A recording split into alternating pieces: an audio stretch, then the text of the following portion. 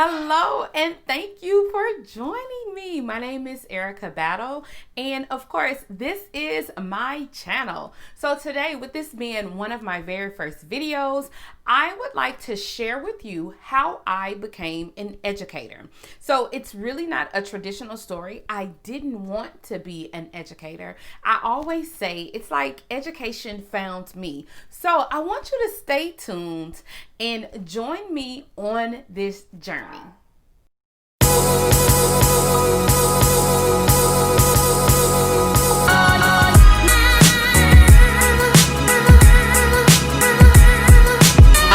I just finished my session on why addressing the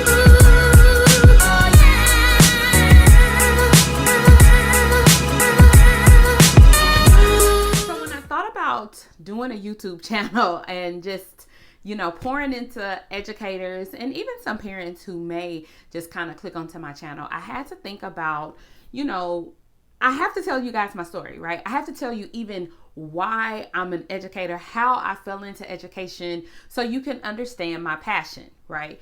And it's kind of like I have to be somewhat transparent so you understand. Just transparency is the key. And I got to thinking, like, okay, so my first video really has to speak to why I'm even an educator. So if I was to tell you, and I'm going to tell you, that didn't have a great educational experience as a child. When I was in middle school is when things really change, and it's interesting. I was a middle school teacher, and middle school babies, they can be some of the hardest to work with, but middle school babies really are the ones who are trying to kind of feel their way and figure it out and deal with not only personal things that are happening to them, like puberty and just those things that go along with puberty, growth spurts, and the change of voice and the change of hormones. But if they have things going on at their home or in their school environment that's not positive, of course they too have to deal with that. And so when I was in the seventh grade, about the end of my seventh grade year, my parents began, they divorced. And so that really started my downfall. When I got into eighth grade, I really wasn't handling the divorce well, or the things that were going on in my home really well. And so, my behavior changed, my grades changed, and not one teacher tried to figure out why any of these things were going on. It was just really, they chalked it up to me being just a hormonal, disrespectful girl. And might I add that none of my teachers at this time were Black. And we'll talk about, the importance of having teachers that look like you in another video. But anyway, what's funny, my administrator was a Black woman, and she didn't make it any easier, right? She made it even worse. But again, another story for another day. And so, I made it through middle school. About that time is when, people started, my peers started getting into their cliques. I wasn't necessarily in a clique here or there.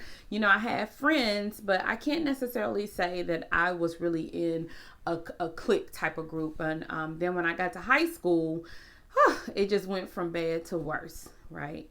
And so I didn't graduate high school on time. I actually had to go to summer school and night school just to even get my diploma after the fact. And so that right there should tell you in no way, shape, or form did I want to become an educator. I think about what I experienced as a student and was just totally put off. And it was hurtful. Now that I reflect on it, it was hurtful. And so, I was going to go to the Navy, but then I wind up getting pregnant with my very first blessing, Darius. And so I wasn't able to go. And so I had to figure out, all right, what am I going to do? So I just decided to go to college. Like, okay, I guess I need to go to school. And so I majored in broadcast journalism. So I wanted to be a news broadcaster. And I interned in a newsroom. Oh my gosh. that was the worst environment for my personality ever. So that didn't work out. And so I wound up being in public relations. And so I was in public relations for a couple of years with a family owned firm. When the first recession hit, it was a little bit after the recession. So no, I guess it was not. Shortly thereafter, in 2005, 2006, I was let go from that firm. And so, but I had to find something to do. I had a husband, I had some kids, we had just bought a house. And so I decided to substitute teach. And actually, I went back to substitute teach at the middle school that I attended. And so I was very excited about that. The thing about it is, when I went to my middle school to be a substitute teacher, the demographics had changed in the area, where at first it was a middle class Black area. Now it was more of that, a lot of those families had moved away. Their properties were now rental properties, and they, were renting the properties to like Section 8 and HUD. And again, there's nothing wrong with those type of families. I just want you to know that the demographics from my middle school had changed. And so when I got there to my very first class, I was the sixth sub. Yeah, I was the sixth sub that these students had. And this was like the sixth week of school, and I was their sixth sub. So every week they had a new sub come in. And, they had made it their mission. Our mission as those seventh grade students was to run off every substitute that walks in this building. And I told them, I was like, oh, y'all must not understand that I have real bills. I'm going to be here every week. And because of the demographic of the middle school, I got a bonus for being there every day. And so I was like, oh, I'll be here every day. Right? It's no ifs, ands, buts about it until they find a teacher. To make a long story short, they didn't find a teacher. And so the principal asked me, if she could get me an emergency permit, would I just stay with those students? And I was like, sure. What does that mean? I got sick leave. Now when I took off, I got paid instead of, taking off as a sub or whatnot. And so I did. I decided to take it. So finally I was like, I'm y'all's teacher for the year. So I'm here. And it was really rocky with these students from the very beginning. It was, they turned out to be one of my favorite group of students, but in the beginning it was very rocky. First of all, they hadn't really been engaging in a lot of academics at this time, and I was their ELA teacher. And so here I am trying to establish structure, routines, work habits, and all of that stuff. And so it was a tug of war. It really was. And so one day, I just kind of got sick of their behavior and their attitude. And so I brought in my high school diploma one day. I brought in my college degree, and I shut that door and I let those kids have it. And I told them, see, I don't need any of the things that I'm trying to teach you. I don't need it, because here's my high school diploma and here's a college degree. So if I don't ever want to go back to school, I do not. But you guys need everything that I need to give you so you can be prepared for your next grade level. Even though I was not a trained teacher, I was willing to do the work to go through the process of learning the content to teach these students. And so it really surprised them that I really concerned about their learning. It did. It really surprised these students that I was concerned about their learning, because I was. I wanted the best for these students. And so, it was just like, whoa, wait a minute. No one's ever. And so eventually I got their attention, and they started, doing what they were supposed to do. So at the end of the year, and still, I wasn't convinced that I was going to teach. So I was convinced that I was teaching for this year, and then I was going to find me a job in public relations once this year was up, because my permit was only good for 1 year. And so at the end of the school year, trying to find something to do to fill time, I was their ELA teacher. So what I had them do was I brought in my cap and gown and my high school diploma, and I took pictures of every last one of my students. It was like 92 of them in my cap and gown, and they had the option to hold either my college degree or my high school diploma, whichever one. And I had them write me a story, not a story, a essay on what they wanted to do once they graduated high school, right? I wasn't concerned with what are you going to do when you get out of 8th grade? Could care less. What are you going to do when you get out of high school and you're 18 and you're an adult? Have you ever thought about that? And so what I did was I had them write this essay, and we went through all the writing process and all of that. And then at the end of the year for the award ceremony, I took the picture that I had taken of them. I printed them out. I mounted their essay along with their picture onto a piece of construction paper, and at the end of the year for the award ceremony, I didn't give one or two kids a award. I gave it to every last kid that did the essay that I had in my possession. I had maybe 10 kids that didn't do it. And so the other 80, as long as they turned in something, they got it. And, I felt bad for the 10 a little bit, but, life lesson, I guess, because the other 80 was like, oh my gosh, is this what you were taking these pictures for?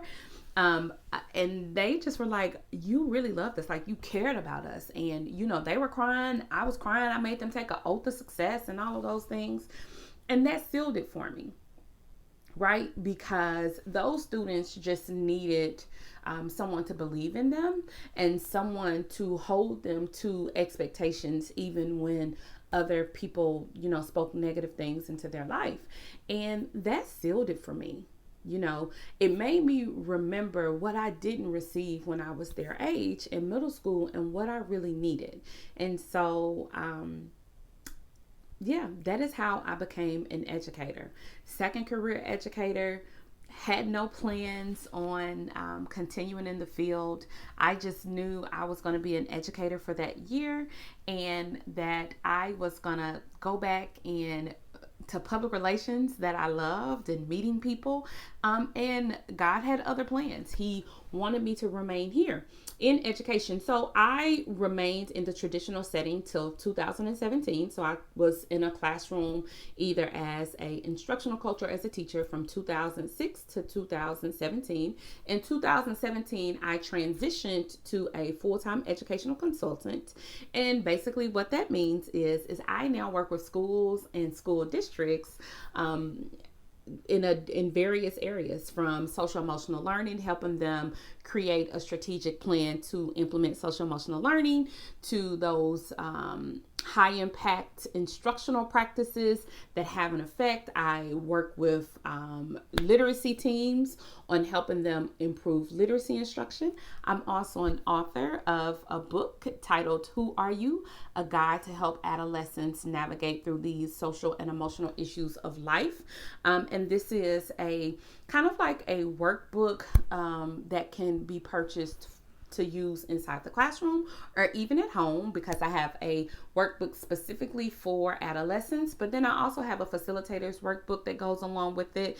So if you're looking for a resource to facilitate courageous conversations with your students, or if you want to facilitate those conversations in a youth group or even at home as a parent, this workbook would be perfect for you and your adolescent. I say any kid 10 and above, because I've used it with, kids as young as 5th grade and they're 10. I have also created a literacy curriculum, a program called Are You? Actively Reading and Engaging, and I plan to do a big launch for that in the spring of 2021. So I'm so excited. So again, thank you for joining my channel. Leave me a comment. If you are an educator, how did you start in education? Subscribe to the channel. I hope to release videos a couple of times a week, offering you tips and tools, strategies, sometimes stories on the things that I see, because, in the work that I get to do now, I have the opportunity to visit classrooms all over the country. I've been as far as California to working in the Virgin Islands, and I absolutely love what I do. I love helping other educators discover their aha moment. Because I'm a lifelong learner as well. So I just thank you so much. I'm just glad that you guys stopped by. Thank you so much for visiting. Let me know, how did you start your educational journey, and what is it that you would love for me to talk about? I would love to know that. And so invite a friend, subscribe, and I'll see you on the next video. See you later. Bye.